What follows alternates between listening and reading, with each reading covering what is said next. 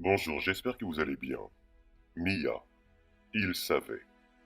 Et un mot qui n'a plus aucun sens.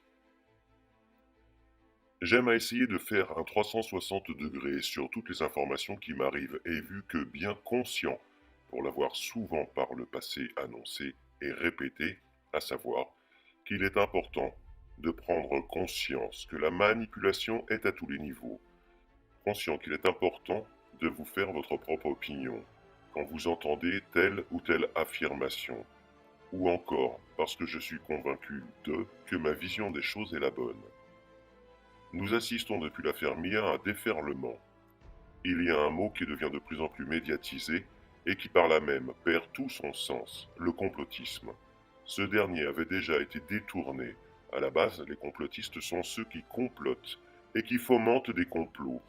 L'inversement des valeurs a fait que ce mot, qui n'a plus de sens pour moi, a été collé sur le front de ceux qui dénoncent justement les complots. L'homo complot lui-même, tourné en dérision. Quel complot? Il n'y a pas de complot. Ça, c'est la rhétorique des médias. Alors remplaçons le mot n'ayant plus de sens et parlons de stratégie. Y a-t-il des stratégies? Oui, il y a des stratégies. Des stratégies par exemple d'enrichissement de certaines personnes au détriment d'autres personnes. S'ils sont assez niais pour nier cela, nous ne pouvons plus rien pour eux. Mais ils sont bien incapables de montrer du doigt les nombreuses stratégies de multimilliardaires qui s'arrangent entre eux afin de continuer de s'enrichir. Des journalistes d'investigation pourraient facilement le démontrer sur des chaînes publiques s'il existait encore des journalistes d'investigation, et s'ils ne se contentaient pas de répéter en boucle ce qui est dicté par l'AFP. L'affaire Mia leur permet de remettre d'un coup le mot complotiste sur sa vraie définition. Vous rendez-vous compte, ils ont organisé un complot afin que cette maman puisse enlever sa fille. Fallait-il le faire? Je ne sais pas. J'ai découvert cette histoire en même temps que beaucoup de personnes. Était-il normal que cette maman puisse avoir pensé faire cela? Je suppose que oui. Il est à mon sens légitime qu'une maman qui a décidé de donner la vie et de sentir la vie naître dans son ventre pendant des mois a plus que du mal d'accepter que le fruit de sa chair lui soit enlevé. Ceux qui ne sont pas capables de comprendre cela ne me semblent plus n'avoir que des restes d'humanité. Donc oui, pour moi, il est compréhensible qu'elle ait eu l'envie de récupérer sa fille. Ce n'était cependant pas forcément la bonne, et je vais réutiliser ce mot, stratégie, qu'elle a employée, vu qu'au final, elle la perd à nouveau, et pour combien de temps? Point d'interrogation. Après, la stratégie employée me laisse également dubitatif. Pour moi, ils savaient. Et ils ont laissé faire. J'ai découvert hier que le fameux Rémi Daillet avait envoyé un appel au don, laissant sous-entendre ce qui allait suivre. C'est juste hallucinant. Quelle discrétion, franchement, c'est pathétique pour une personne prétendument intelligente. J'en viens à me poser des questions vu l'amateurisme. Balancer en ligne une demande de collecte de fonds afin d'aider une maman à récupérer son enfant. Une occasion pour faire de la pub, je ne sais pas vraiment. Une belle occasion, en tout cas, donnée sur un plateau en or massif pour discréditer bon nombre de personnes. Et maintenant, cela tourne en boucle sur tous les médias. Même nos débunkers à la noix en profitent pour remettre une couche. Des complotrucs prétendent que des enfants sont enlevés aux parents. Oui, des enfants sont placés abusivement, c'est pourtant simple à vérifier. Même des articles sur ces mêmes médias sont disponibles à ce sujet. Combien de fois ont-ils réalisé des émissions sur les dérives de l'ASE? Mais leurs messages viennent de changer. Des complotrucs prétendent qu'il y ait des sataniques qui enlèvent des enfants. Messieurs les journalistes, faites donc pour une fois autre chose que de lire un prompteur et plongez-vous sur, par exemple, les 1200 pages de témoignages d'enfants, de l'affaire Dutroux, Fourniret et j'en passe, où certains enfants ont témoigné qu'ils étaient dans des caves accrochés à des chaînes et emmenés sur un autel où des personnes vêtues de capes et autres les ont violés, etc. Donc le mot satanisme vous pose également un problème. Satan, dans l'esprit de tous, est bien la représentation du mal, c'est inculqué dans l'esprit de tous. Enfin, c'était, et ce n'est peut-être plus le cas. Donc oui, afin de parler de personnes malsaines s'autorisant à enchaîner des enfants, les torturer, violer ou tuer, il est logique de rattacher ce mot de satanisme. Vous préférez peut-être que nous employions d'autres termes, ok, pas de problème. Des gros tarés, des meurtriers en bande organisée s'autorisent à violer des enfants en s'habillant comme des cons. C'est mieux ainsi? Cela vous choque moins? Franchement. Des complotrucs prétendent que l'école est un vivier pour pédocriminels. Imaginez, comment peuvent-ils prétendre de telles âneries? Les complotrucs sont dangereux, il faut les faire taire. Lola n'a pas bien mesuré la portée de son acte en se rapprochant de certaines personnes et en organisant l'enlèvement de sa fille. C'était un acte désespéré et compréhensible, comme expliqué précédemment, mais qui lui coûtera cher. Quant aux personnes qui ont accepté de faire cela, avec la manière utilisée, un appel au don en ligne, avec un tel amateurisme, pour ne pas dire plus, la finalité de tout cela était plus que prévisible et me laisse une fois de plus perplexe avec un goût amer. Vous y avez vraiment cru? Ou encore une fois, est-ce un coup de pub d'un révolutionnaire 2.0? Le discrédit est maintenant lancé sur toutes les honnêtes personnes qui, à juste titre, dénoncent la pédocriminalité et les placements abusifs. Le discrédit également sur le combat légitime de nombreux parents. Et vu que 90% des gens se contentent des informations, des médias, trop conformistes et nombrilistes qu'ils sont, bravo.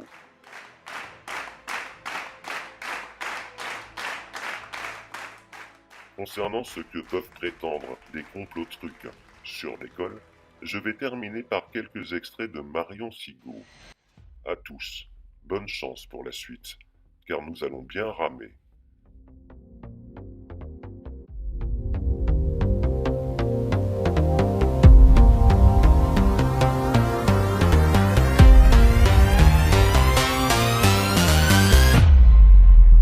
Je voudrais vous parler de la façon dont la corruption des mineurs à travers le monde est aujourd'hui organisée par l'Organisation des Nations Unies. C'est l'ONU, à l'heure actuelle, qui diffuse toute cette horreur que nous a largement décrite Judith, et largement, je veux dire, on pourrait en dire beaucoup plus, mais qu'elle nous a si brillamment décrite. Voilà.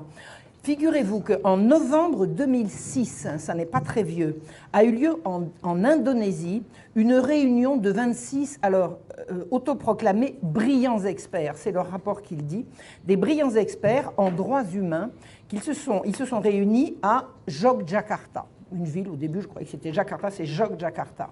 Et les principes qui ont été publiés à l'issue de cette réunion de sexperts, comme dirait notre amie Judith, il y a les experts et les sexperts, ces principes disent que ils doivent être élaborés pour l'application du droit international en matière d'orientation sexuelle et d'identité de genre.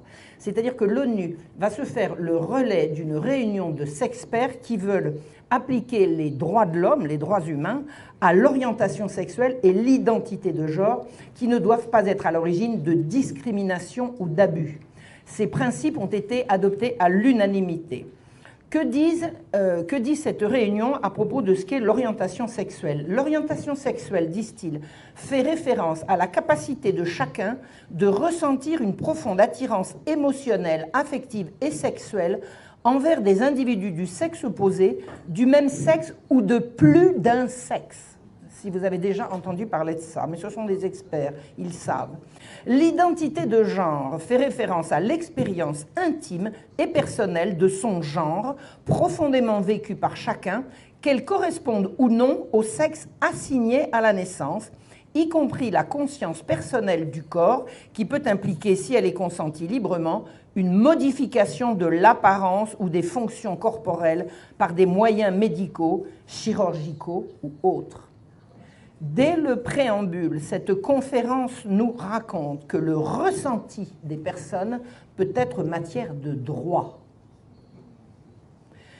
qu'on peut être autre chose que homme ou femme, puisqu'il y a éventuellement d'autres sexes que masculin ou féminin, et que l'identité de genre peut se différencier du sexe acquis à la naissance et peut être matière de droit, et que l'opération chirurgicale lourde qui permet à ceux qu'on appelle les transsexuels de changer d'apparence et pas d'autre chose, personne n'a jamais changé de sexe, doit être reconnue comme un droit. On part du préalable que les personnes sont discriminées en fonction de leur orientation sexuelle et de leur identité de genre. Alors je vous signale que personne n'a donné de source à cette assertion. C'est une assertion qui sert de préambule et que personne ne peut vérifier. C'est un prérequis. Or, on n'a pas à savoir publiquement comment quelqu'un se sent, ni quelle est son orientation sexuelle. Ça n'a pas à entrer dans le domaine public. Nous pouvons tous constater qu'il y a des gens qui sont attirés par des personnes du sexe opposé ou par des personnes du même sexe. Ça regarde qui? Ça n'a pas à entrer dans la sphère publique. Or, ces principes de Yogyakarta vont les faire entrer dans la sphère publique par le droit. Il faut lutter, disent-ils, contre les violations des droits humains. Mais oui, d'accord. Pourquoi spécifiquement en la matière pour ce qui concerne les droits sexuels? Ils disent « Ces violations du droit humain consistent en des assassinats extrajudiciaires, des tortures et des mauvais traitements, des agressions sexuelles et des viols, des intrusions dans la vie privée, des détentions arbitraires, des refus d'opportunités d'emploi et d'éducation et de graves discriminations empêchant la jouissance d'autres droits humains. » C'est-à-dire que les personnes qui ont un sexe ou un genre ou une orientation sexuelle différente souffrent de toutes ces horreurs que je viens de vous décrire. Maintenant, la question doit être posée de savoir qui peut subir des assassinats extrajudiciaires, des tortures, des mauvais traitements, des agressions, des viols. Personne. Pourquoi le spécifier? On n'y a pas besoin de droits spéciaux pour ça.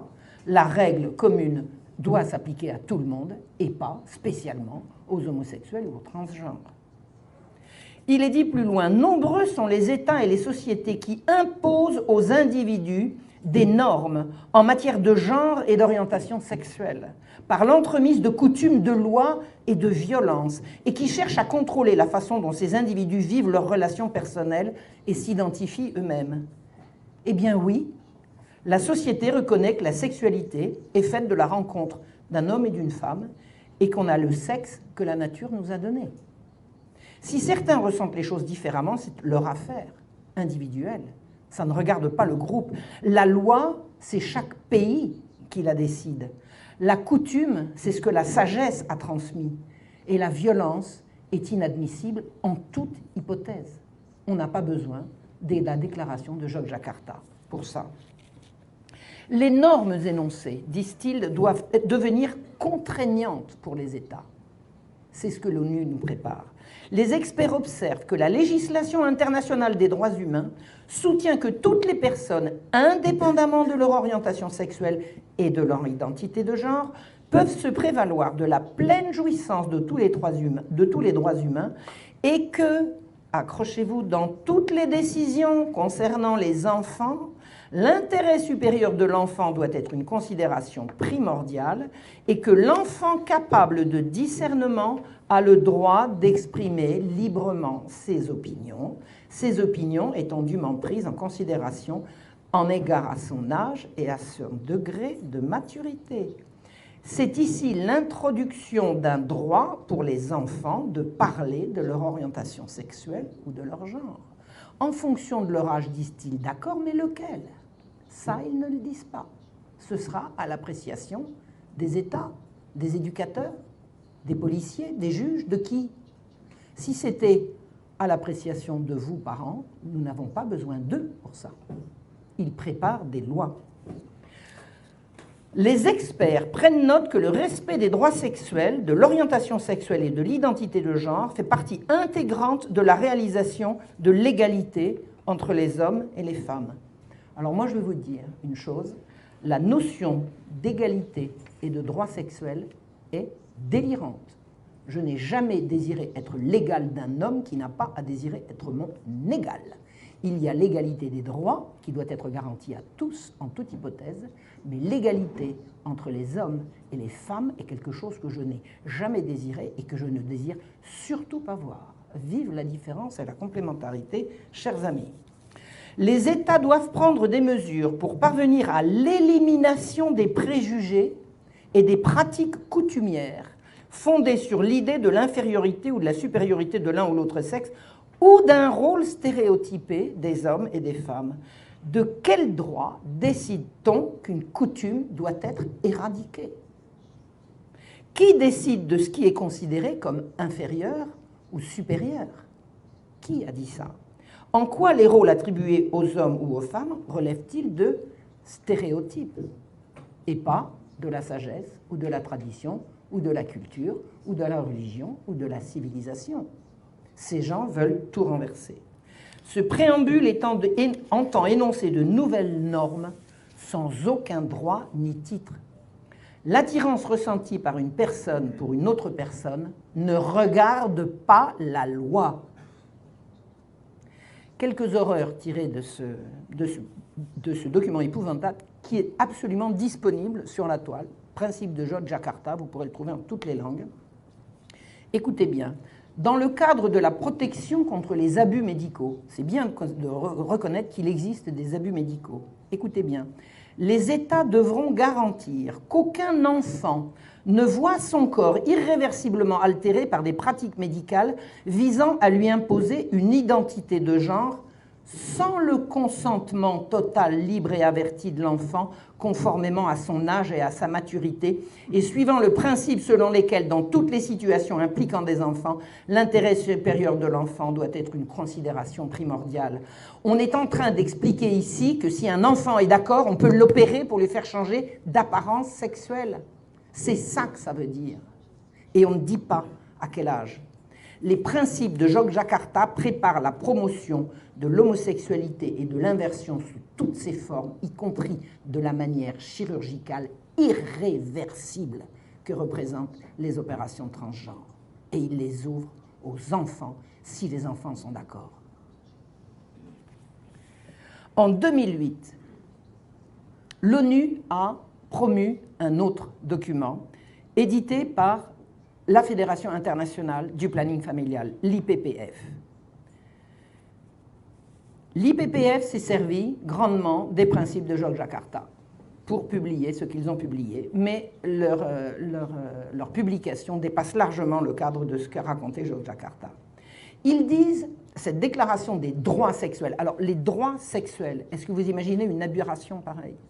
Alors, en deux mots, il n'y a pas de sexe sans sexe opposé et il n'y a pas de rapport sexuel sans l'autre. Donc avoir des droits sexuels, c'est avoir des droits sur l'autre. C'est contraire à la notion même de droit. C'est une aberration. Ils disent dans leur préambule, il faut préserver le droit de connaître et de jouir d'une sexualité indépendante de la reproduction et d'une reproduction indépendante de la sexualité. La deuxième partie de la proposition, ça s'appelle le transhumanisme. On va fabriquer des bébés dans des éprouvettes et des utérus artificiels. Et la première partie de la proposition, c'est le sexe n'a plus rien à voir avec la transmission de la vie. À quel titre ont-ils décidé ça? Qui leur a donné autorité pour décider une chose pareille? Et la conséquence de cette folie, c'est qu'ils en font un droit qui va introduire un juge et un policier dans la vie intime des gens. Sinon, ce n'est pas un droit.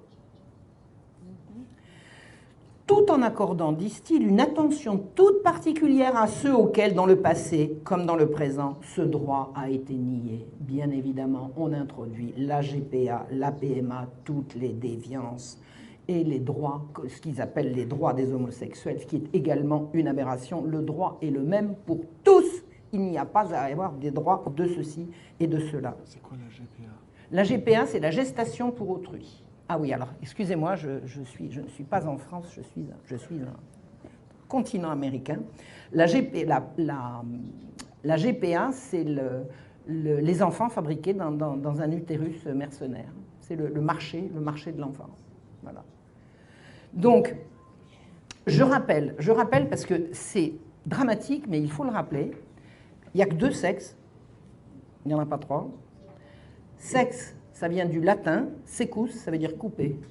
ça peut être mâle ou femelle, et pas autre chose. Comme il ne peut pas y avoir de relation sexuelle sans partenaire, pour faire valoir ses droits sexuels, il faut faire valoir ses droits sur autrui. Toute civilisation a édicté des normes et des règles qui s'opposent à ces prétendus droits. Je reprends. Toute personne a le droit d'être reconnue devant la loi et à la liberté sexuelle, ce qui implique l'opportunité pour chacun d'exercer le contrôle et de décider librement de ce qui touche à sa sexualité, comme si ce n'était pas déjà le cas aujourd'hui. Est-ce que vous demandez l'autorisation à quelqu'un pour aller faire ce que vous voulez avec quelqu'un qui est d'accord, de choisir ses partenaires sexuels, de rechercher à atteindre son plein potentiel et plaisir sexuel, ça c'est une notion qu'il faudrait développer, et ce dans un contexte non discriminatoire, attendez-vous au pire, et en tenant pleinement compte des droits d'autrui et des capacités évolutives de l'enfant.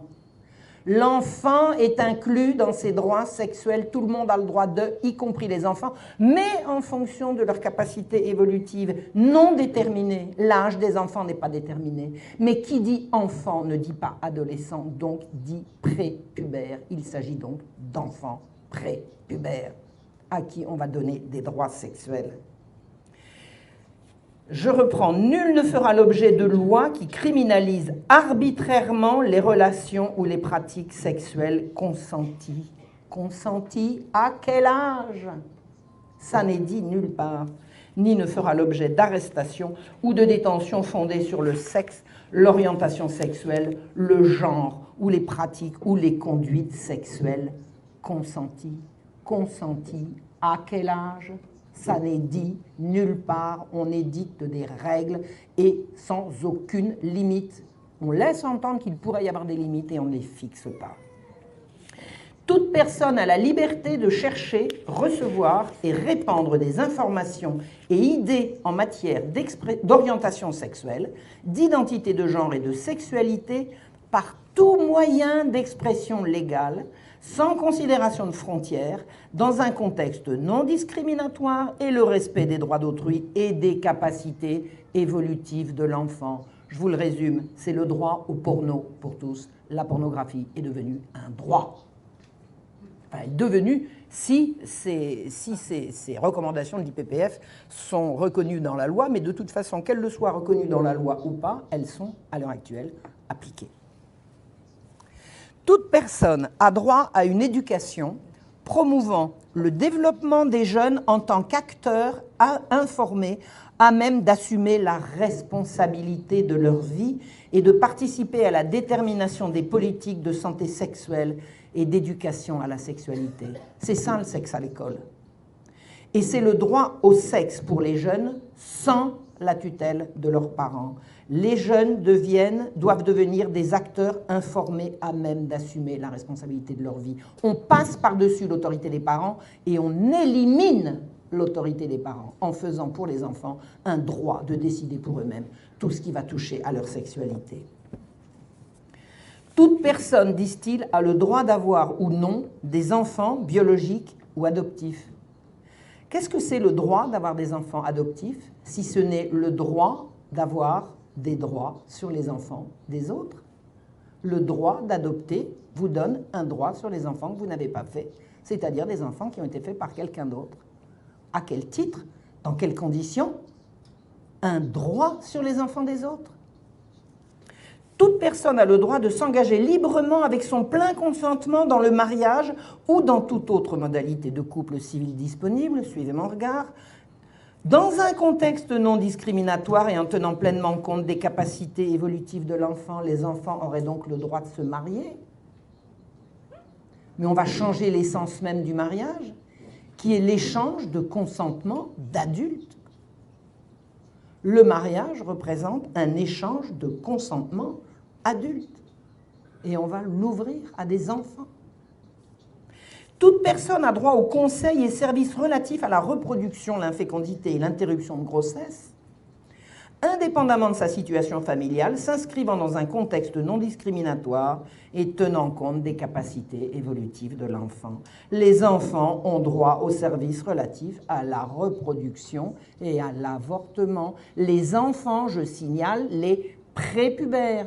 Ne croyez pas que c'est un glissement de langage qui fait dire les enfants qui impliquerait les adolescents. Le document de l'UPPF fait parfaitement la différence entre les enfants et les adolescents. Là, on parle des enfants, donc des prépubères.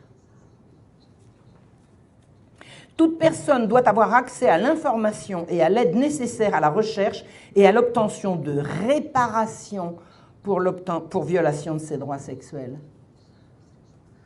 Un procès contre papa ou maman qui m'a interdit de coucher avec qui je voulais, par exemple. C'est ça la réparation, non? Toute personne a droit de demander des comptes aux acteurs non gouvernementaux dont les actions ou les omissions ont un impact sur la jouissance de ses droits sexuels. Suivez mon regard. Alors là, les écoles catholiques, préparez-vous. Les attaques vont être sérieuses. Ceci implique la possibilité de rechercher réparation pour toute violation de ses droits sexuels. On aura donc le droit de faire un procès à son papa ou à son curé qui vous aura sérieusement conseillé de ne pas aller coucher avec le premier venu. Oui ou non? En 2010, l'UNESCO c'est toujours l'ONU, mais c'est l'ONU version éducation et culture. L'UNESCO publie les principes directeurs sur l'éducation sexuelle destinés à tous les professionnels de l'enseignement. C'est là que vous, parents, vous n'êtes plus concernés. On va s'adresser directement aux enseignants qui, par bonheur, sont quelquefois également des parents, heureusement. C'est comme ça qu'on peut savoir à peu près ce qui se passe. Mais ce ne sont plus les parents, là, qui sont concernés. C'est véritablement les éducateurs. Il est dit dans ce document, disponible également comme les autres sur la toile, il faudra inculquer aux enfants entre 5 et 8 ans la chose suivante: l'individu a le droit de prendre ses propres décisions. On va donc inculquer à des enfants à partir de 5 ans qu'ils ont le droit de décider contre l'avis de leurs parents. C'est ça que ça implique et pas autre chose. Les parents et les autres membres de la famille guident et orientent leurs enfants dans leurs décisions. Les parents ne sont donc plus ceux qui décident, mais ceux qui conseillent, puisque l'enfant va décider pour lui-même. Les parents sont donc relégués au rôle de vagues conseillers occasionnels. On ira les chercher quand on aura besoin d'eux. Et ils ajoutent, des adultes de confiance peuvent être des sources d'aide et de soutien. C'est qui des adultes d'aide et de confiance? Quelle garantie a-t-on qu'un adulte de confiance ne soit pas également un suborneur, un violeur? Quelle garantie aura-t-on? Ce sera l'enfant qui choisira, puisqu'il aura capacité de choisir pour lui-même. C'est bien ça qui est dit. Et maintenant, ce document définit ce qu'est un abus sexuel. Accrochez-vous. On va enseigner aux enfants, et là nous parlons d'enfants entre 5 et 8 ans, qu'il existe des pratiques positives et des pratiques néfastes qui ont une incidence sur la santé et le bien-être de la société. Des attouchements incorrects et des relations sexuelles non désirées et imposées, comme le viol, sont des formes d'abus sexuels. Il existe donc des attouchements corrects et des relations sexuelles désirées et non imposées, sinon on ne le dirait pas. On introduit ici l'idée que si l'enfant est d'accord, il n'y aura pas d'abus. On parle à des enfants entre 5 et 8 ans. Toute personne, sans considération de son état de santé, de sa religion, de son origine, de sa race ou de sa situation matrimoniale, peut élever un enfant et lui donner l'amour auquel il a droit. L'enfant a droit à de l'amour, d'accord? Droit, policier, juge, laissons tomber. Qu'est-ce que ça veut dire? Toute personne peut élever un enfant, le sien ou celui des autres? Qu'est-ce que c'est que ce nouveau droit qui va s'appliquer à la possibilité d'élever un enfant? On ouvre ici le droit à l'adoption, qui est une abomination en préparation qui peut avoir lieu dans des conditions épouvantables. C'est un droit spécifié sur les enfants des autres qui est immédiatement spécifié par « il existe des personnes qui ne sont pas capables d'élever un enfant ». Donc, tout le monde peut, sauf ceux qui ne peuvent pas. Et pour information, l'information a circulé en France. En Angleterre, au nom de la protection de l'enfance, On arrache des enfants pauvres des bras de leur mère à la naissance à titre préventif au nom de la Charte des droits de l'enfant, le Children Act de 1989. Ces enfants sont réputés, comme la famille est pauvre, être en instance de maltraitance. On les enlève à leur mère pour délit de pauvreté. Il s'ouvre donc un marché de l'enfant de femmes pauvres disponible pour l'adoption. Donc toutes les femmes ne peuvent pas élever un enfant, mais toute personne potentiellement a le droit d'élever l'enfant des autres. Laurence Rossignol, ministre français des Affaires familiales, a dit en avril 2013 « Les enfants n'appartiennent pas à leurs parents. » Ils appartiennent à qui? Voilà, à la République, on dit. Et je rajoute à la gueuse.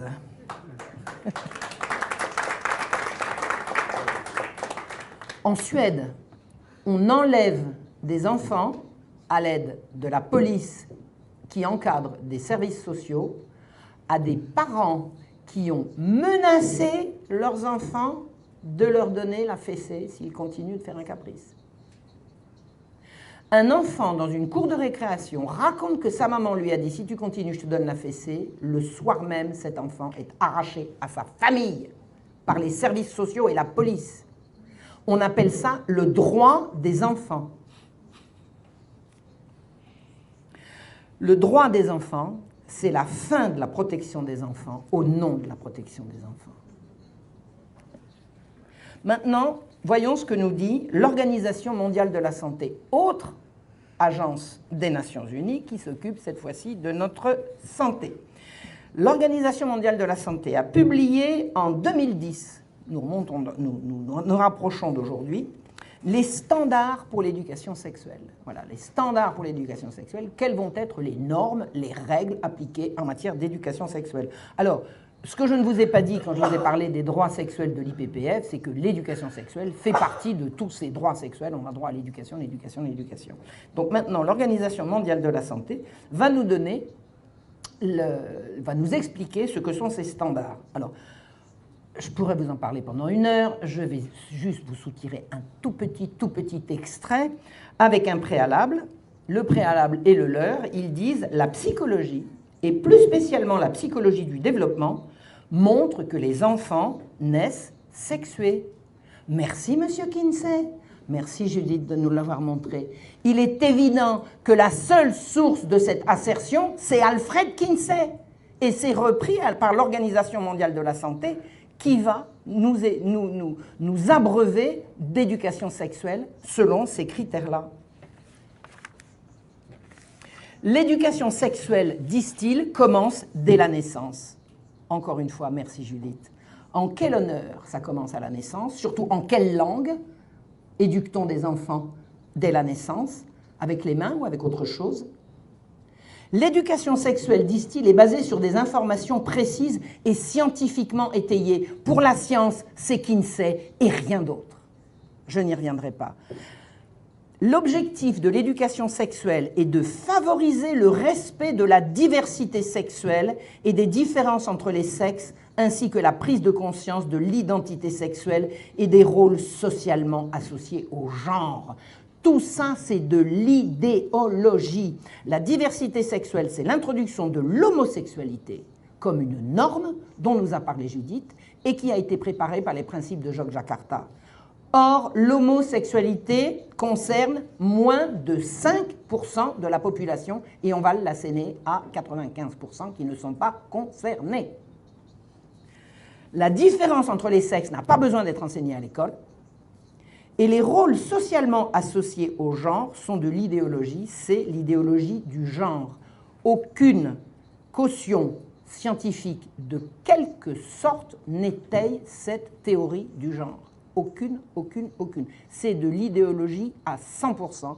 Il n'y a aucune caution scientifique à apporter à ces élucubrations.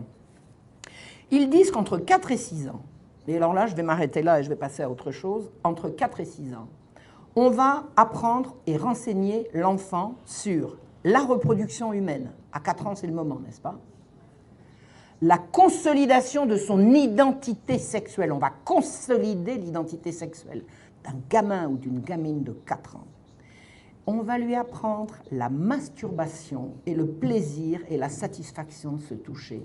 Ne riez pas, ça se fait. Il y a des instituteurs qui maintenant pelottent les gosses en classe.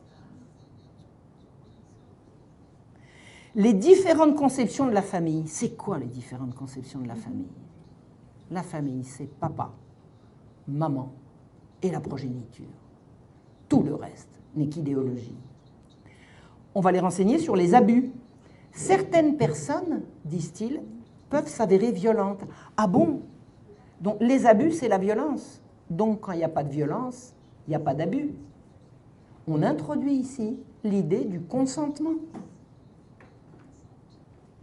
Les relations entre les personnes du même sexe et le respect des différentes normes en matière de sexualité. On va apprendre à des enfants de 4 ans qu'il y a des homosexuels.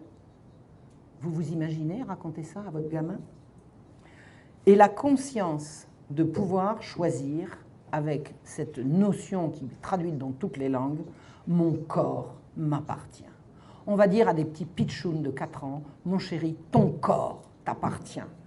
Tu en fais ce que tu veux et tu as le droit de dire non. Donc, tu as le droit de dire oui. Sinon, le droit de dire non n'existe pas. Et on va inculquer à ces bambins le respect des différentes normes en matière de sexualité à 5 ans. Voilà ce que nous propose l'Organisation mondiale de la santé. Il ne s'agit plus ici d'éducation sexuelle en tant que telle, mais de préservation de la santé publique. Et c'est ça qui va être utilisé pour préserver la santé. Vous avez tous entendu que les minorités sexuelles sont réputées persécutées. Tout le monde sait, tout le monde a entendu dire à un moment ou à un autre que les homosexuels ont toujours été persécutés. Et il y a des gens pour le faire accroire. Il y a eu en France récemment, c'était en 2014, donc ça fait à peine 3 ans, 2 ans et demi, un mensonge historique qui a été perpétré par la mairie de Paris. Madame le maire, Anne Hidalgo, a inauguré sur un mur de Paris une plaque en pierre, peut-être en marbre, qui disait « Bruno Lenoir et Jean Diot ont été brûlés vifs publiquement le 7 juillet 1750 à 17 h pour leur seul crime d'homosexualité. Il s'agit du dernier couple exécuté en France pour cette raison. C'est-à-dire qu'au titre de la mémoire, Madame le maire de Paris inaugure une plaque pour glorifier le martyre de 2 homosexuels brûlés vifs il y a 250 ans en raison et uniquement de leur homosexualité. Alors moi, qui connais l'histoire, et très particulièrement l'histoire du XVIIIe siècle, et tout encore plus précisément ce qui s'est passé cette année 1750, je peux vous dire que Diot et Lenoir n'ont pas été brûlés vifs pour leur homosexualité, mais brûlés morts après avoir étranglé et avoir été convaincus de s'être sodomisés en pleine rue.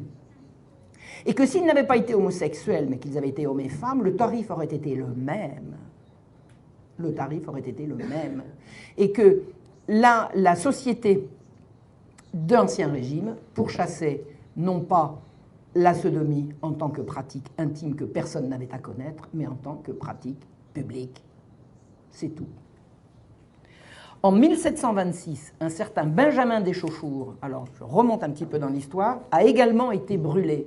Et un homosexuel de renom, académicien, écrivain, auteur reconnu qui est décédé maintenant, a écrit en 1978. Ce monsieur s'appelait Dominique Fernandez, et comme j'ai travaillé dans l'édition comme secrétaire, je l'ai rencontré, j'ai croisé ce monsieur tout à fait délicieux, et qui a écrit « Une chaîne ininterrompue nous unit à Étienne Benjamin Deschauffour qu'on brûla vif sur la place de Grève et dont les cendres furent dispersées au vent pendant que ses biens étaient acquis au roi. » C'est-à-dire que Deschauffour, pour un militant de la cause homosexuelle en 1978, était également un martyr qu'on a indignement brûlé vif en raison de son homosexualité.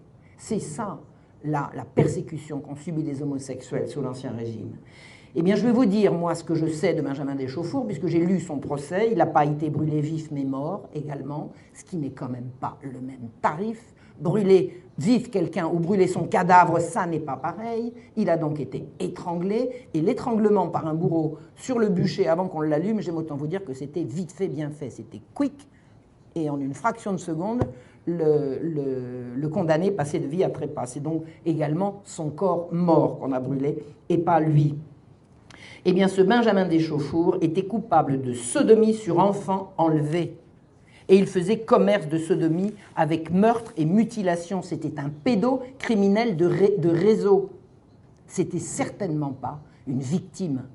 Il n'y a pas eu de victime Benjamin Deschauffour, mais un criminel, pédocriminel, abominable, abominable. Et j'ai lu les témoignages de parents dont il a enlevé les enfants. C'est insoutenable.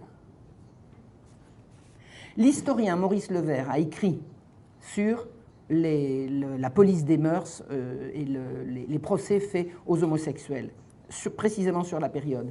Il dit que sur 650 000 habitants qu'avait Paris, il y avait 25 000 sodomites. Ils étaient surveillés au même titre que les prostituées pour leurs activités de drague et pas pour ce qu'ils faisaient à domicile. Ils devenaient tous des indicateurs de police et aucune recherche privée n'était faite et aucun type de harcèlement n'était fait. Il s'agissait du domaine public, le domaine sur lequel la police avait juridiction. La sodomie de groupe et publique était bien évidemment réprimée et sévèrement, comme on vous le dit, et il n'y a eu dans tout le siècle que 7 exécutions de sodomites sur la place publique, dont 2 seules l'ont été pour sodomie entre adultes consentants, c'était Diot et Lenoir. Dans tous les autres cas, il y avait viol, abus ou détournement de mineurs. Voilà. Donc c'est tout ce qu'il faut savoir sur... Enfin, c'est pas tout ce qu'il faut savoir, mais c'est ce qui est important de savoir sur la façon dont les homosexuels auraient été harcelés, pourchassés et martyrisés sous l'Ancien Régime. Voilà. Maintenant, il y a également un autre argument utilisé abondamment pour justifier la promotion de l'homosexualité telle que nous l'avons vu, c'est le taux de suicide dramatique dont seraient victimes les homosexuels. Je voudrais vous dire que l'inénarrable Madame Belkacem, jusqu'à il y a peu de temps ministre de l'Éducation nationale, en visite dans un collège en 2012, a dit à des enfants, à des adolescents qui n'en croyaient pas leurs oreilles, c'est la même chose d'être hétérosexuel et homosexuel, il n'y a pas une situation entre les deux qui soit anormale. 2 ans plus tard, le ministre de l'Éducation, devenu ministre de l'Éducation, elle écrit « La lutte contre l'homophobie en milieu scolaire, public comme privé, doit compter au rang de vos priorités. » La priorité, c'est plus d'apprendre à lire et à écrire, c'est à lutter contre l'homophobie. Je souhaite ainsi que vous accompagniez et favorisiez les interventions en milieu scolaire des associations qui luttent contre les préjugés homophobes, dès lors que la qualité et la valeur ajoutée pédagogique de leur action peuvent être établies. Établies par qui? Établies par qui? Pas par les parents. Une émission de télévision de grande écoute nous dit au journal de 20h, chaque année, 30% des homosexuels de 16 à 25 ans essayent de se suicider. Un homosexuel sur 3 tente de se suicider en France. Vous imaginez l'horreur. Il faut donc faire quelque chose, tout le monde sur le pont. Sur le site du ministère de l'Enseignement et de la Recherche, là je vous parle de la France, je ne vous parle plus des Nations Unies, mais de mon pays, des études concluent que l'attitude hostile envers les homosexuels, qu'on appelle l'homophobie, est responsable d'un taux de suicide accru chez les jeunes qui en sont les victimes. Il faut donc lutter contre l'homophobie et toutes les phobies répertoriées. Homophobie, gayphobie, biphobie c'est le plus drôle, biphobe, non mais attendez, biphobe. Il y a des gens, ils sont biphobes. Alors, je comprends, il y a des gens, ils sont homosexuels, et il y a des gens qui sont biphobes. Bon, allez, moi je suis biphobe. Vous, je sais pas. Ça me plaît, biphobe. Judith, are you biphobe? Maybe tomorrow. On va faire un club, le club des biphobes. Deux études ont été retenues pour faire cette assertion, c'est SOS Homophobie, c'est-à-dire une organisation militante homosexuelle, et le collectif des associations étudiantes LGBT d'Île-de-France. C'est-à-dire qu'ils déterminent une politique à partir de données qui sont fournies par des militants. C'est sérieux comme travail. Maintenant, Existe-t-il d'autres sources fiables sur cette fameuse... Non, je ne vais pas pouvoir terminer dans 5 minutes. J'ai encore vraiment... Excusez-moi, je voudrais en dire plus. Est-ce que vous m'accordez un peu plus que les 5 minutes qui me restent? Merci. J'ai essayé de raccourcir ce matin mon exposé, mais je crois que j'ai vraiment envie de tout dire parce que Judith m'a donné envie de tout dire. Voilà. Alors, il existe une autre source, d'autres sources dont peuvent se servir des gouvernements pour parler de ce fameux taux de suicide inquiétant. Parce que, alors personnellement, si effectivement il y a une catégorie de la population qui suicide plus que les autres, j'estime normal que les autorités fassent quelque chose. Ça, je veux dire, c'est normal, c'est recevable. Alors, il y a l'Institut national de prévention et d'éducation à la santé, c'est l'INPS, c'est le INPES, un organisme de veille sanitaire. Donc c'est quelque chose de tout à fait officiel. Alors qu'est-ce qu'ils disent? Des travaux menés à l'étranger puis en France, alors ça c'est les documents officiels du ministère, des travaux menés à l'étranger puis en France ont mis en évidence des prévalences de suicides plus importantes dans la population lesbienne, gay et bisexuelle, et ils ont identifié la discrimination comme un facteur associé à une importante souffrance psychologique qui peut se traduire par des tentatives de suicide. Mais c'est intéressant comme source, il n'y a pas de chiffres, ni absolu ni relatif, il n'y a pas de date d'enquête, il n'y a pas d'échantillonnage. Et les résultats de cette enquête sans date ni chiffre ni rien du tout, c'est que vaguement on peut dire que ça peut se traduire par des tentatives de suicide. Combien en fait? Mais c'est creux, c'est vide, c'est pas de l'information ça. Une information c'est qui, quoi, quand, combien, où et la source. C'est pas une information. Avec ces approximations non sourcées, on explique que l'homophobie tue, qui, quoi, quand, comment. Et il faut lancer, pour lutter contre, de gigantesques et coûteuses campagnes nationales en direction des étudiants, en direction des élèves et en direction des tout-petits. Il existe d'autres sources que les sources françaises. Je les ai cherchées. Ils disent, toujours à l'INPS, les enquêtes internationales menées en population générale confirment l'existence d'un risque plus élevé de tentatives de suicide parmi les minorités sexuelles en comparaison des hétérosexuels exclusifs. Qui a dit ça? Des experts internationaux. Qui, quand, comment, où? Pas de source, pas de chiffres, pas de données, rien, c'est vide, c'est creux. Ce sont des informations, des affirmations absolument fallacieuses. Une information sans source n'est pas une information. Une information, c'est ce qui est sourcé. En information, en journalisme, comme en histoire. Et je connais les deux métiers. Donc c'est tout ce dont on dispose pour lancer des campagnes. Ce sont de brumeuses allégations non sourcées. Et si les jeunes homosexuels sont plus souvent tentés par le suicide que par les autres, admettons, comment prouve-t-on que c'est la faute des homophobes? Puisque c'est bien ça dont il s'agit. Un rapport a été remis au ministère de l'Éducation nationale en juin 2013. Le mal-être à l'adolescence, souvent ordinaire à cette période de la vie, est particulièrement accentué chez les jeunes homosexuels, gays et lesbiennes. Toujours pas de source. Il peut être la cause principale de l'échec scolaire et de comportements à risque, voire conduire au suicide. Il peut être et pourrait éventuellement. Ce mal-être provient souvent des LGBT-phobies, rejet des personnes homosexuelles ou de l'homosexualité, dont ces jeunes sont parfois victimes dans le cadre scolaire, familial ou social en général. C'est tout ce dont on dispose pour lancer ces campagnes. Le rapport le plus officiel sur le sujet convient que le mal-être des jeunes homosexuels peut être la cause principale, ce n'est donc pas sûr, de comportements à risque, dont le suicide. Et cela provient souvent, mais pas toujours, des LGBT-phobies dont ces jeunes sont parfois victimes. Pour résumer, les jeunes homosexuels sont mal dans leur peau au point que certains d'entre eux se suicident et la raison provient, le cas échéant, occasionnellement, du rejet que leur expriment parfois leurs camarades ou leurs proches. Et bien maintenant, on va lancer des grandes campagnes contre l'homophobie avec des armes pareilles. Il se trouve que quelques travaux sérieux ont été faits aux États-Unis notamment, dans une école de droit californienne qui s'appelle Williams Institute, qui a vraiment enquêté. Alors là, ce n'était pas de l'enquête à la Kinsey, hein, c'était de l'enquête à l'école de droit. Ils ont dit environ 3,5% des adultes se considèrent comme homo ou bisexuels. La répartition entre bi et homosexuels donne 1,8 au premier et 1,7 au second. Ce qui laisse le modeste chiffre de 96,5% de la population qui n'est pas concernée par les émois d'une sexualité hors norme. Et c'est cette majorité de 96,5% qui est visée par les campagnes de sensibilisation à la lutte contre l'homophobie et au drame du suicide des jeunes homosexuels dont personne ne connaît la teneur ni le nombre. Alors, le Williams Institute, je ne l'ai pas noté là, mais je l'ai en mémoire, a également, dans le même temps, fait une enquête pour savoir combien les gens croient qu'il y a d'homosexuels dans leur environnement.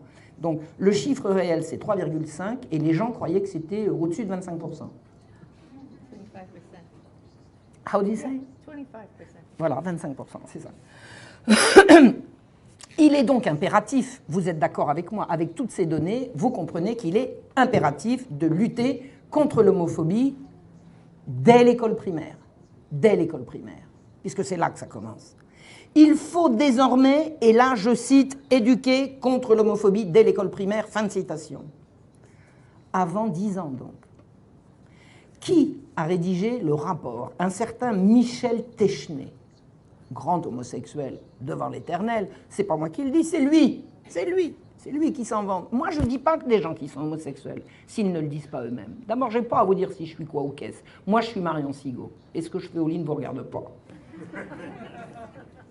Donc, Michel Techenet a publié un rapport sous l'égide du Syndicat national unitaire des instituteurs et professeurs des écoles, c'est-à-dire un syndicat d'instituteurs. Mon Dieu, les instituteurs qui m'ont enseigné, ils sont morts depuis longtemps, ceux qui m'ont appris à lire, à écrire, à compter, à connaître le français correctement, à l'écrire sans faute d'orthographe, à faire des calculs de tête. Ces malheureux instituteurs doivent se retourner dans leur tombe.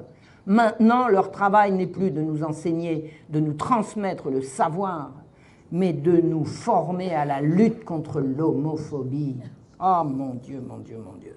Et ce syndicat d'instituteurs, à savoir M. Techenet, écrit « Les équipes d'école doivent prendre conscience de la nécessité d'agir très tôt pour combattre les stéréotypes et les comportements discriminatoires et pour que ne se fichent pas dans les esprits les convictions de hiérarchie des êtres et des sexualités, les hiérarchies des sexualités. Il est hors de question d'apprendre à des enfants qu'il y a des homosexuels et des hétérosexuels et que les uns sont plus normaux que les autres. C'est ça la hiérarchie. Le programme, c'est l'école primaire a un rôle éminent à jouer pour éduquer et prévenir en utilisant différentes entrées dans les apprentissages. Le questionnement des stéréotypes de genre, questionnement des stéréotypes de genre. Mon petit garçon, dis-moi, toi, tu te sens garçon ou fille? Bah, t'es sûr que t'as pas... Non, vraiment, dis-moi. Questionner les enfants sur les stéréotypes de genre. Mais qu'est-ce que ça veut dire? Les relations amoureuses et les différents types de familles, notamment par le biais de la littérature jeunesse. Alors là, la littérature jeunesse, je vous signale tout de suite. Allez, prenez note. Il existe un site qui a été mise en ligne par des associations familiales que je ne connais pas, avec qui je ne suis pas directement en relation, mais vraisemblablement ils me connaissent et je dois les connaître quand même. Voilà. Ça s'appelle École et sexe. Allez regarder ce site magnifiquement fait. Il vous montre toutes les horreurs que l'école publie en matière de sexe en direction des enfants depuis la maternelle. Depuis la maternelle jusqu'au bac. Quand on arrive au bac, il s'agit de prostitution, sexe tarifé, etc. etc. Mais c'est une horreur. Allez voir, ce sont des dessins, c'est épouvantable. C'est traumatisant de regarder ça. Je n'aime pas demander aux gens d'aller se mettre en situation d'être traumatisés, mais là c'est la guerre. Tout le monde sur le pont. On n'a plus le droit maintenant de reculer. C'est pas drôle, mais c'est comme ça.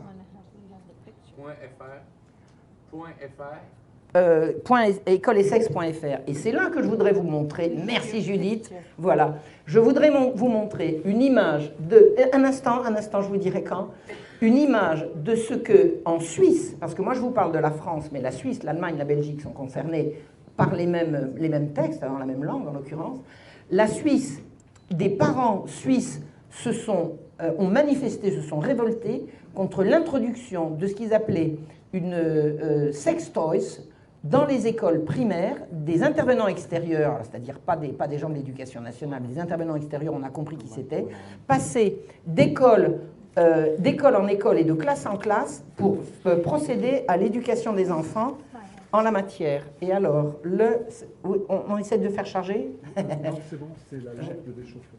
Alors, dans une seconde, vous allez voir.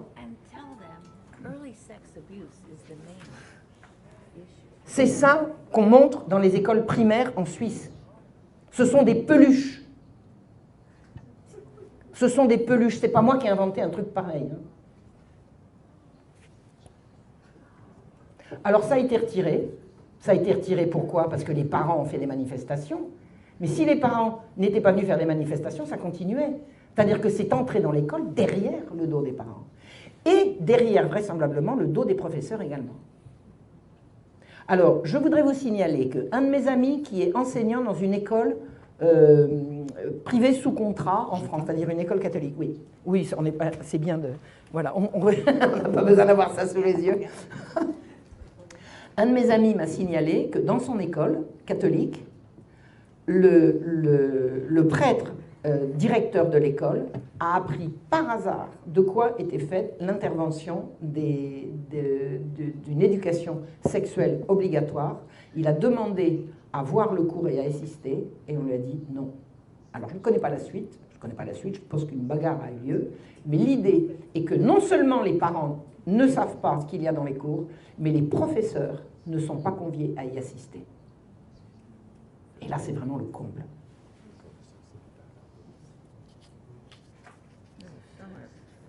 Voilà, alors, ça va toucher à sa fin, j'espère que, voilà. Alors, le rapport qui valide la théorie du genre, alors Madame Vallaud-Belkacem, la ministre, elle a dit la théorie du genre n'existe pas. La théorie du genre n'existe pas. Alors c'était un jeu de mots parce qu'il y a les études de genre, la théorie n'existe pas mais les études existent. En fait la théorie du genre, elle est validée depuis l'Institut Kinsey, puisque l'Institut Kinsey, c'est l'Institut de recherche sur le sexe et le genre. Voilà. Bon, donc la théorie du genre, elle existe bien. L'idée selon laquelle on n'est pas soit mâle, soit femelle, mais on peut être les deux et puis on peut passer de l'un à l'autre, tout ça, c'est absolument référencé absolument partout. Et Michel Teschner, donc dans son rapport en direction des instituteurs, il dit « Les études de genre nous enseignent que l'hétérosexualité, écoutez bien, parce que ça vaut de l'or, loin de découler du sexe biologique ou de l'identité sexuée, n'est pas la forme naturelle de la sexualité, mais sa forme dominante, dans le sens où le système social la produit, la légitime et stigmatise et infériorise socialement celles et ceux qui s'en écartent. C'est-à-dire que l'hétérosexualité stigmatise l'homosexualité, vous êtes d'accord? Ne stigmatisons, attendez, stigmatiser, ça veut dire quoi? Mais ils sont fous. Et puis stigmatiser, c'est pas bien. Donc, ça stigmatise, stigmatiser, c'est mal, donc on va arrêter de stigmatiser. L'objectif, dit-il, est de faire approcher par tous les élèves la légitimité et la réalité des relations homosexuelles, quelles que soient les idées reçues de chacun. Et bien voilà, ça s'appelle bien la promotion de l'homosexualité à partir de l'école primaire. Voilà à quoi va servir l'école et à quoi vont servir désormais les instituteurs. Dans le site École et sexe, toutes les perversions sont expliquées en dessin et en couleur aux élèves de la maternelle à la terminale. Maintenant, écoutez bien, pour lutter contre un taux de suicide imaginaire, vous avez bien compris que le taux de suicide est imaginaire, ou alors moi je veux bien remettre en question mon assertion selon laquelle c'est imaginaire, mais je veux des chiffres, des dates, des sources. Ça, alors là, si quelqu'un veut m'en trouver, je veux bien revoir ma copie. En attendant, pour lutter contre ce taux de suicide imaginaire, on a tout renversé. C'est la norme qui est devenue perverse. Écoutez ce que dit une certaine Laura Beltran, sexologue. Ah ben si elle est sexologue, elle a été à l'école Kinsey, sinon elle n'est pas sexologue. Elle écrit « Les rôles de sexe caractérisés par une forte hétéronormativité participent de la construction des adolescentes et des adolescents. » Ces gens ne peuvent pas prendre simplement le masculin et inclure le féminin dedans. Il faut toujours qu'ils racontent féminin et masculin. Excuse me, sir, you cannot understand. I will explain to you afterwards. Alors, participent à la construction des adolescentes et des adolescents qui vont chercher à s'affirmer en tant que filles et garçons selon une norme sociale bien établie. Ainsi, les homosexuels ou des homosexuels, avec un E ou sans E, vont être considérés, considérés comme des individus en marge et seront donc victimes de discrimination. C'est-à-dire que les homos sont victimes de l'hétéronormativité. Une sexologue découvre que les rôles de sexe sont hétéronormés. Eh ben bravo, j'espère qu'elle a fait des longues études. Beautiful, hein? Encore, ok. Le 31 octobre, le 1er 2012, le Premier ministre socialiste a écrit « En France, d'après les dernières enquêtes réalisées, un homosexuel sur 4 a été agressé physiquement. » C'est faux. 1 sur 2 a déjà été agressé verbalement. Source. Les jeunes sont trop souvent victimes de harcèlement en raison de leur orientation sexuelle. Où, quand, comment? Les jeunes sont les plus vulnérables face aux violences homophobes qui sont la cause première du suicide chez les adolescents. Le ministre reprend des données fausses et mensongères. Le Premier ministre et tous les ministres doivent lutter contre l'homophobie, crime condamné par la loi. Pourquoi est-ce que la loi condamne l'homophobie et depuis quand? Depuis la loi Nouchet en 2004. Sébastien Nouchet est un homosexuel qui a été brûlé vif en 2004 uniquement parce qu'il était homosexuel. On a fait une loi spéciale pour lutter contre l'homophobie à cause de l'attentat odieux dont a été victime Sébastien Nouchet, qui, une fois que la loi est passée, il s'est avéré que non seulement l'agression n'avait pas été homophobe, mais qu'il n'y avait pas eu d'agression non plus, il s'était brûlé tout seul en ne faisant pas exprès. Ça veut dire qu'on a fait une loi contre l'homophobie à partir d'un fait divers mensonger et monté en épingle par les lobbies. Et moi, je ne veux pas ni qu'on brûle les homosexuels, ni qu'on brûle les pas homosexuels, moi je veux qu'on brûle personne. D'accord? J'espère que nous sommes tous d'accord là-dessus. Et je n'ai rien personnellement contre les gens qui sont homosexuels. Pourquoi voudriez-vous leur en vouloir? De quoi? C'est pas de ça qu'on parle. C'est pas de ça qu'on parle. Voilà. Maintenant, je voudrais rappeler, et là, je vais essayer de faire en 1 minute. En France, l'article 222-32 du Code pénal dit que l'exhibition sexuelle imposée à la vue d'autrui dans un lieu accessible au regard du public est punie d'1 an d'emprisonnement et de 15 000 € d'amende. Qu'attend-on pour le faire appliquer? L'article 227-22 du même Code pénal punit de 5 ans de prison et de 75 000 € d'amende le fait de favoriser ou de tenter de favoriser la corruption d'un mineur. Que n'applique-t-on? Ces lois. Il y a corruption de mineurs lorsqu'un individu s'efforce de profiter de la jeunesse et de l'inexpérience de sa victime pour l'initier à un vice et s'efforcer de l'en rendre esclave. Que n'applique-t-on? Ces lois. Cette incrimination reprend celle de l'article tant et tant de l'ancien Code pénal qui punissait également de prison et d'amende quiconque aura habituellement attenté aux mœurs excitant à la débauche ou favorisant la corruption de mineurs de 18 ans ou même occasionnellement des mineurs de 16 ans. La loi existe et personne ne l'a fait appliquer. Le Code pénal existe, on n'a pas le droit de corrompre des mineurs. Allez-y, sortez vos articles de loi, sortez vos avocats, attaquez. Mais personne ne le fera si vous ne le faites pas. C'est pas moi qui peux le faire. Moi, je n'ai pas d'enfant. D'une part, je n'ai pas d'enfant, et en aurais-je, il serait déjà hors du circuit scolaire. Maintenant, c'est aux parents de réagir. Mais alors, debout, réveillez-vous. La pornographie a tout envahi. Les enseignants sont déboussolés. Déboussolés. Je veux bien croire que les enseignants sont complices, mais pas forcément coupables. Ils sont déboussolés. Aidez-les, allez voir avec eux. Le sexe est devenu une activité de loisir. On a maintenant un sexe pour jouer avec. Non! On n'a pas un sexe pour jouer avec. Le sexe doit, et là je termine toutes mes conférences sur le sujet de la même manière, le sexe doit impérativement quitter la sphère publique et revenir au domaine qu'il n'aurait jamais dû quitter, celui du couple, celui de l'intimité et celui du sacré. Je vous remercie. Prenez soin de vous et de vos proches. À bientôt, ici ou ailleurs. Portez-vous bien.